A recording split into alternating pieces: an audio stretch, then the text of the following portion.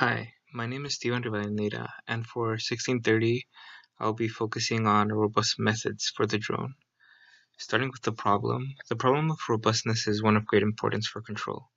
This is because even though we are able to develop linear models over some operating conditions, sometimes there are still modeling errors or sensor noise that come into play that weren't really originally taken into account when we first linearized and developed our model.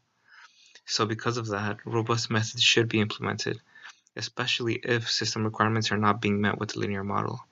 In our case, with our drone, I've had experiences with the drone doing weird behavior, presumably due to environmental effects or sensor noise. I wanted to see if I could alleviate this by implementing robust methods.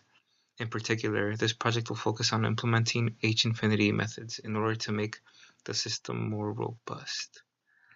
My approach will be to use H-infinity methods, and I'll be doing so by only taking into account altitude considerations. In particular, I'll be ignoring yaw, roll, pitch, and XY movement, and I'll only be focusing on the Z altitude movement in the equation of motion, which I used to develop my state space model.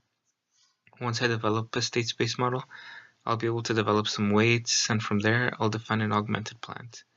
This augmented plant will allow me to use H-infinity synthesis in MATLAB and create a controller. For the experiment, I'll use the original PID control that was used for Lab 1, but I'll make one modification. From the H-infinity synthesis, I was able to develop a robust controller. I will implement this controller, but I will only do so in the altitude section of the PID control. Once this is done, I'll compile the code and send it to the drone and fly it with the modified controller.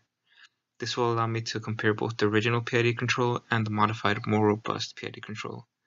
By comparing the altitude dynamics, I'll be able to tell if there's any interesting differences that come from implementing robust methods. Now for the results. I found that H-infinity synthesis actually worked. I can clearly see that there's more robustness in my system, and that it behaved more stable over a larger sample size as well. The original PID control was pretty stable, but with robust control there was a significant increased sturdiness in the altitude. However, one drawback was that the robust control was actually more unstable in XY than the PID control. I think for future projection of this project, I would want to focus more on implementing any complicating effects from pitch, as well as taking a look at the XY behavior and trying to prevent the drone from drifting. I think the robustness would actually be very effective in the XY plane. Regardless, this project shows that the proper implementation of robust methods can lead to a good outcome.